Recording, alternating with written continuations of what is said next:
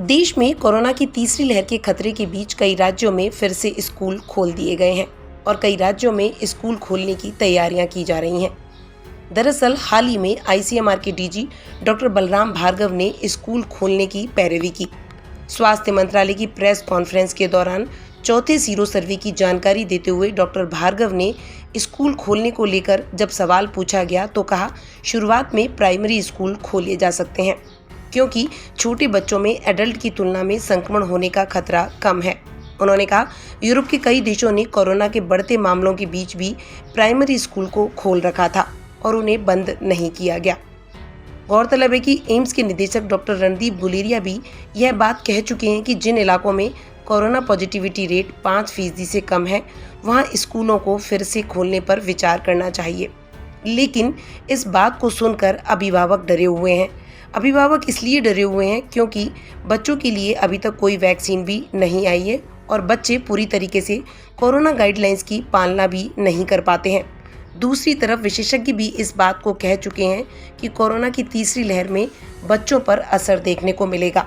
यहाँ पर आपको इंडोनेशिया में बच्चों को लेकर क्या हालात हैं, इस बात पर ध्यान देना चाहिए। इंडोनेशिया में सैकड़ों बच्चों की कोरोना से मौत हो रही है। मरने वाले कई बच्चों की उम्र 5 साल से भी कम है। यहाँ केवल एक सप्ताह के अंदर ही 100 से ज़्यादा मासूमों की मौत हो गई। ऐसे में अभिभावकों का यह डर जायज़ है कि वो अपने बच्चों को स्कूल कैसे भेज दें, जबकि कोरोना वायरस की वैक्सीन भी तैयार नहीं हुई है। हालांकि कई कंपनियां बच्चों के लिए कोरोना का टीका बनाने की तैयारी में लगी हुई हैं। राजस्थान में भी बच्चों के स्कूल खोलने की बात की जा रही है, लेकिन इस मामले में दिल्ली के मुख्यमंत्री अरविंद केजरीवाल का कहना है कि वे बच्चों के स्कूल तभी खोलेंगे जब कोरोना वायरस की वैक्सीन आ जाएगी। उससे पहले इस पर विचार करने का कोई प्रश्न ही नहीं उठता है। बात करें बच्चों की कोरोना वैक्सीन की तो इसको लेकर लगातार क्लिनिकल ट्रायल किए जा रहे हैं। कुछ कंपनियों के ट्रायल पूरे भी हो चुके हैं। उम्मीद है कि जल्द ही बच्चों के लिए भी टीका उपलब्ध हो।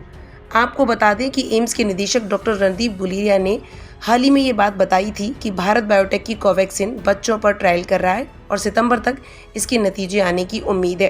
कोवैक्सीन की दूसरी खुराक अगले सप्ताह ट्रायल्स में 2 से 6 साल के बच्चों को दी जा सकती है।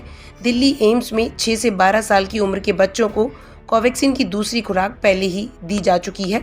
जल्द ही इसका डेटा सामने आ जाएगा। बात करें जाइडस कैडिला की तो जाइडस कैडिला ने 12 से 18 साल के बच्चों के लिए अपने डीएनए आधारित कोविड-19 टीके जायकोव डी का क्लिनिकल ट्रायल पूरा कर लिया है और यह वैक्सीन भी जल्द ही देश में उपलब्ध हो सकती है। बात करें फाइजर की तो डॉक्टर रणदीप गुलेरिया ने कहा, अगर भारत फाइजर बायोएनटेक के टीके को हरी झंडी दिखा देता है तो वह बच्चों के लिए भी एक अच्छा ऑप्शन हो सकता है। वहीं मॉडर्ना की वैक्सीन की बात करें तो यूरोप में 12 से 17 साल के बच्चों के लिए मॉडर्ना के कोरोना वायरस वैक्सीन के इस्तेमाल को मंजूरी मिल चुकी है। अब देखने वाली बात यह है कि भारत में ये वैक्सीन कब तक आती है और कब तक ये टीका बच्चों को मिल सकता है।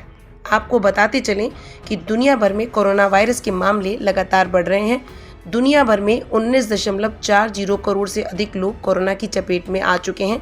इसके साथ ही 41.58 लाख से अधिक लोगों की मौत हो चुकी है।